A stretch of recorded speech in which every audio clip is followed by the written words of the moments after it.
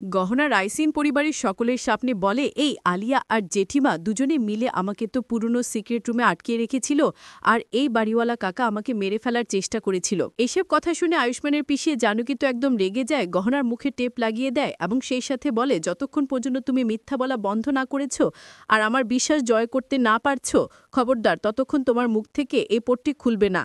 আর যা তুমি করেছ, মন তো চাচ্ছে তোমার চুলের মুঠিটা ধরে ধাক্কা দিয়ে বাড়ি থেকে বের করে দেই, কিন্তু তুমি তো আমার অনেক সেবা যত্ন করেছো আর আমার মনের জায়গা করে নিয়েছো, এই জন্যই তোমাকে এত ছোটখাটো একটা শাস্তি দিচ্ছি।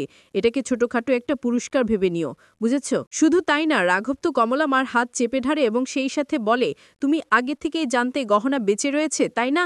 আর তুমি আয়ুষ্মান আর গহনা তিনজনে মিলে আমাদেরকে বোকা বানাচ্ছিলে, আর তুমি গহনাকে দিয়ে আমাকে ভয় দেখে গিয়েছিলে যাতে কোনোভাবেই আমার শরীরে হাত না তুলি।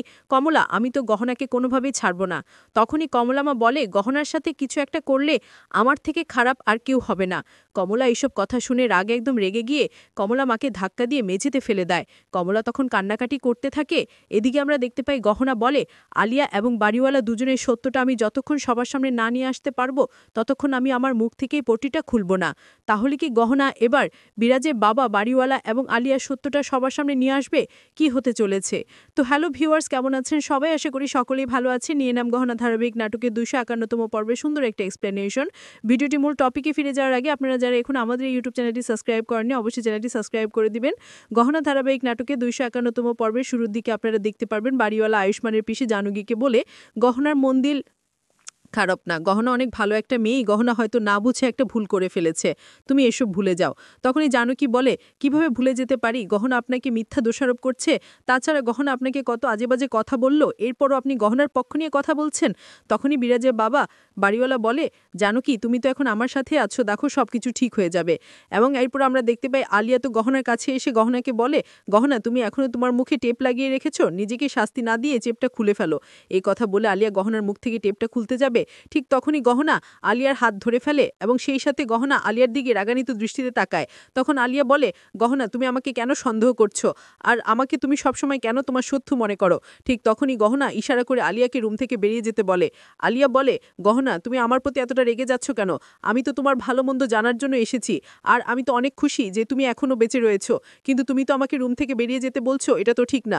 আর এই গহনা, এই রুমটা আমাকে ভালো করে দেখতে দাও, এই রুমের কোনোটা জিনিস ভালো লাগছে আর কোনোটা ভালো লাগছে না। এইদিকে গহনা ভাবে না, আলিয়া এই রুম তোমার কোনোভাবেই হবে না। এদিকে আলিয়া বলে, গহনা এই রুমের পর্দাগুলো পাল্টাতে হবে, এই রুমটা তোমার সাথে ভালো মানিয়েছে কিন্তু আমার সাথে না। আর এই রুমের বাতিগুলো একটু কেমন যেন অন্ধকার অন্ধকার লাগছে, যখন আমি আর আয়ুষ্মান থাকবো তখন দেখবে এই রুমটা অনেক আলোকিত হবে এবং দেখতে অনেক ভালো লাগবে। তখনই গহনা তো আলিয়ার দিকে রাগান্বিত দৃষ্টিতে তাকায় এবং সেই সাথে গহনা বলে, আলিয়া এই স্বপ্ন দেখা বন্ধ করে দাও, কখনই তোমার এই স্বপ্ন পূরণ হবে না।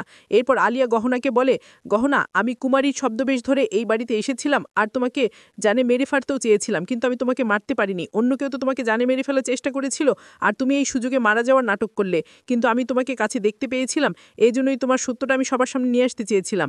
আর এই সুযোগটাকে কাজে লাগিয়ে আমি ইচ্ছা করে বাড়িওয়ালার শরীরের উপরে বাস্ক ফেলে দিয়েছিলাম, যাতে করে এইসব কিছু তুমি দূর থেকে দেখে কাকাকে বাঁচাতে সবার সামনে চলে আসো আর আমি তোমার সত্যটা সবার সামনে নিয়ে আসতে পারি, সবাই যাতে জানতে পারে তুমি এখনো বেঁচে রয়েছো।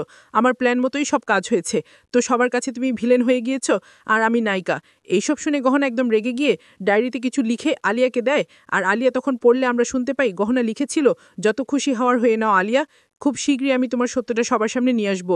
এসব পরে আলিয়া হাসাহাসি করে এবং সেই সাথে বলে, একটা কথা তুমি শুনে রাখো, এবার তুমি আমার কাছে হারবে আর আমি জিতবো, আর কাকাজি আর পিসিমার বিবাহের পরেই তো আমি আয়ুষ্মানকে তোমার কাছ থেকে কেড়ে নিয়ে তোমাকে ধাক্কা দিয়ে এই বাড়ি থেকে বের করে দিব।